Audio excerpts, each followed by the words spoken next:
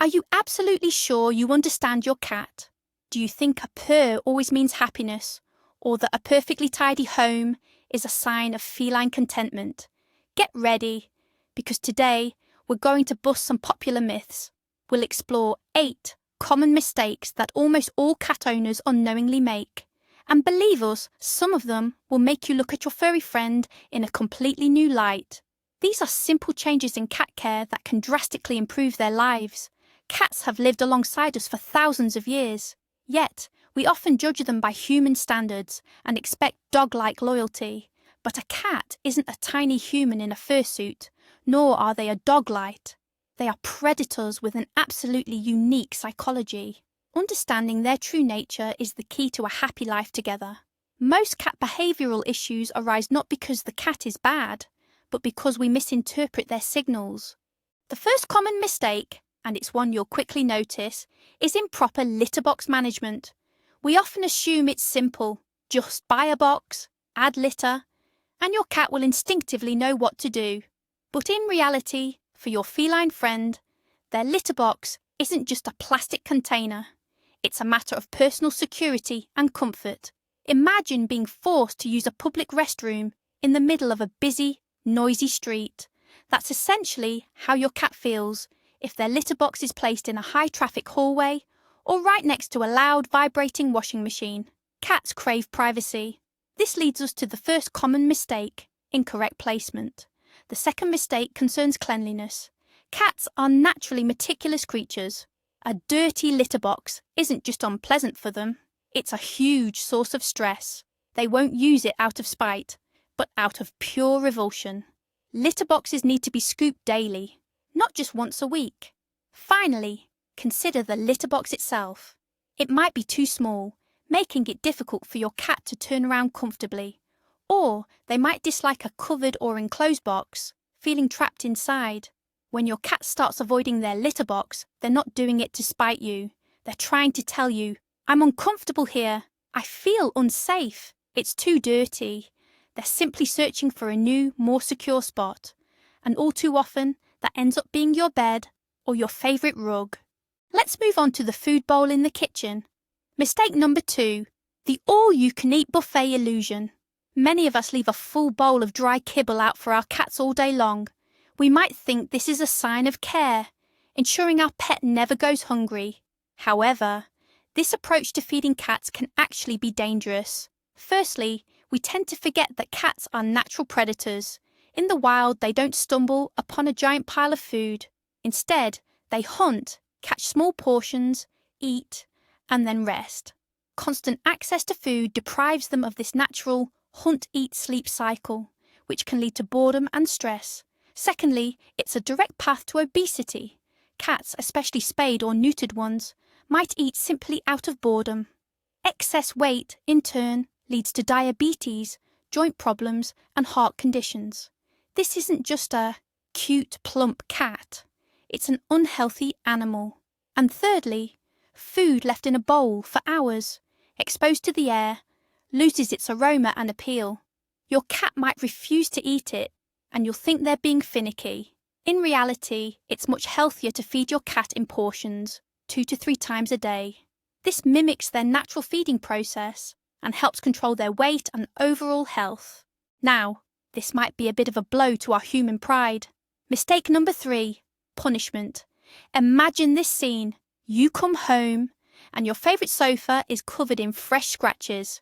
Your first reaction? Of course, to loudly scold the fluffy vandal. Or maybe spray them with water from a squirt bottle. Well, that's absolutely useless and even harmful. You need to understand one simple thing. A cat doesn't connect your displeasure with an action they committed 5 minutes or an hour ago. They live in the moment. In their world, you've simply become suddenly scary and aggressive. They don't conclude, "Aha, scratching the couch is forbidden." Instead, they conclude, "My human is unpredictable and dangerous. I need to be on my guard." By punishing a cat, we don't solve the problem. We only destroy trust. Your cat starts to fear you. They'll continue to scratch the couch, but only when you're not home. Furthermore, the stress from punishment can trigger new behavioural issues. For example, marking in inappropriate places, or defensive aggression. Instead of punishing for bad behaviour, we need to redirect their energy towards good behaviour. Offer an attractive scratching post and praise them when they use it. This works far more effectively than any yelling. Does your cat spend most of the day asleep, seeming utterly lazy? It's a common mistake to think all they need is food and a place to snooze. We coo over our adorable slumbering furballs, but beneath that apparent laziness often lies a simple, destructive boredom. Remember what a cat truly is by nature. They are predators. Their entire being, from whiskers to tail tip, is perfectly designed for the hunt, tracking prey, stalking, and making that decisive pounce. Yet, what do we offer them in an apartment? 4 walls and a perpetually full food bowl. Their innate instincts don't just disappear, they simply have no outlet, and that unfulfilled energy inevitably seeks an outlet. Suddenly, your cat has the midnight zoomies, bats things off shelves, climbs curtains, or turns your favourite sweater into a shredded mess. This isn't mischief or bad behaviour. It's their desperate attempt to entertain themselves, to simulate the thrill of the hunt, and to keep their intelligent minds engaged. For a cat, boredom is a chronic stressor that can lead to health issues like obesity and even depression. Our responsibility, then, is to provide not just physical comfort, but also mental stimulation and enrichment. Next up, we're talking about something like a real cat-to-human translator, or rather, our complete inability to understand what cats are actually trying to tell us. Our 5th mistake is a total lack of comprehension when it comes to feline body language. We often interpret their actions through a human or even a dog's perspective, and this consistently leads to serious misunderstandings. A classic example is the wagging tail. For a dog, this usually signals joy. But if you see a cat twitching its tail and think, "Oh, she's playing," then reach out for a pet, you'll likely get a quick scratch. Why? Because for a cat, a twitching tail or sharp side-to-side flicks are often signs of irritation, nervousness, or agitation. It's their way of saying, "Leave me alone, I'm on edge," or "take purring." We're 100% convinced it's a symbol of pure bliss. And yes, often it is, but cats also purr when they're in pain or extremely scared. It's their way of self-soothing, much like a person might hum to themselves in a stressful situation. Without understanding these nuances, we can easily miss important signals that something isn't right with our beloved pet. Ears, whiskers, posture, gaze. These are all vital parts of a complex language we absolutely need to learn to understand. Do you ever find yourself wanting to just scoop up your cat, hold them close, and shower them with affection because they're just too cute? Be careful. This brings us to mistake number 6, forcing affection and completely disregarding their personal space. As humans, we naturally express love through hugs and physical touch, and we often assume our cats must surely appreciate such attention. But for many felines, a sudden invasion of their personal space is perceived as a threat. One moment they're peacefully napping, feeling secure, and the next, they're scooped up and held against their will. Their instinctive reaction is to struggle to get free and protect themselves.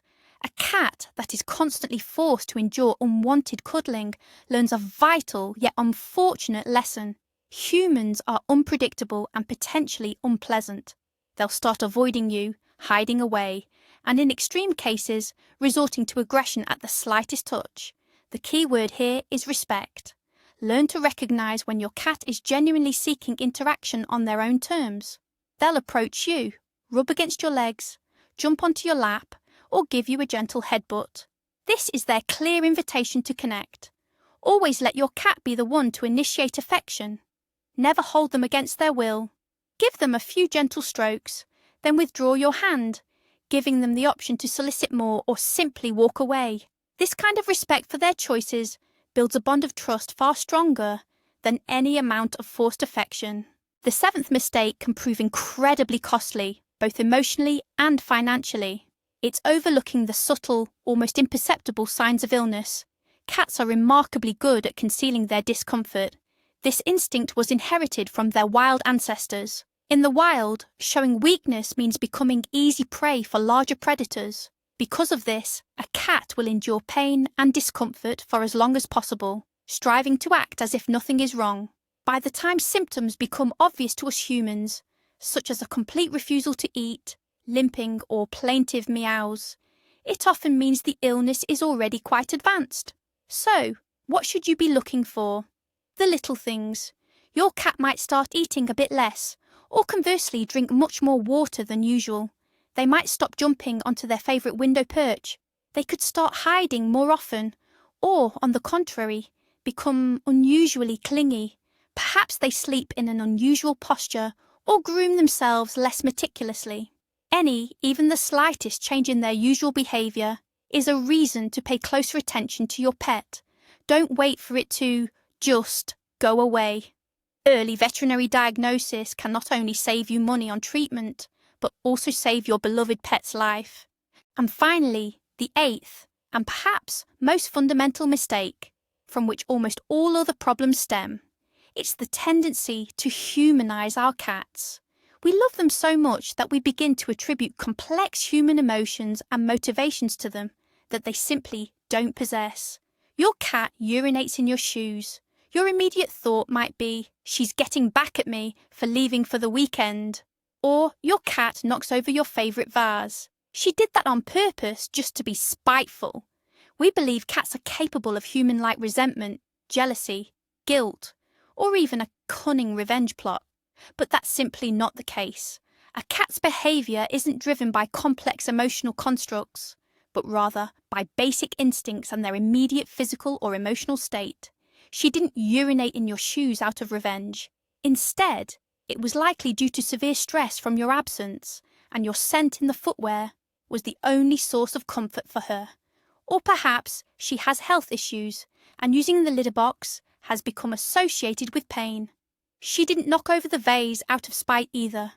More likely, it was boredom. Or the easiest way to get your attention when she felt neglected. When we stop attributing human motivations to our cats, we begin to see the true reasons behind their actions. We stop taking their behaviour personally and instead look for the underlying problem: stress, pain, boredom, or fear. Only then can we truly help them. And here's the most crucial insight in all of this. What we perceive as bad behaviour is actually a cry for help. Most of your cat's actions aren't born out of revenge or spite. It's their only way of telling you, I'm scared, I'm in pain, I'm bored, or you're not understanding what I need. That scratched couch isn't an act of malice. It's an unfulfilled instinct to sharpen claws, or a way to relieve stress. Late-night vocalizations aren't just an attempt to annoy you. They could be a symptom of an underlying health issue or loneliness. When we start seeing things this way, everything changes. We stop being mere disciplinarians and become compassionate partners. We stop scolding and instead we seek the root cause and work to solve the problem. This is the key to truly understanding and connecting with these amazing creatures. So, we've covered 8 common mistakes in cat care, ranging from litter box issues to misinterpreting their unique language. The most important takeaway is this: your cat is always trying to communicate with you. Our job is to learn how to listen. Thank you for watching this video until the very end. If you found this video helpful or learned something new, please give it a thumbs up and subscribe to the channel so you don't miss future videos about our beloved pets. Now, a question for you. Have you unknowingly been making any of these mistakes? Or perhaps there's another common mistake we didn't cover? Share your experiences in the comments below and let's discuss.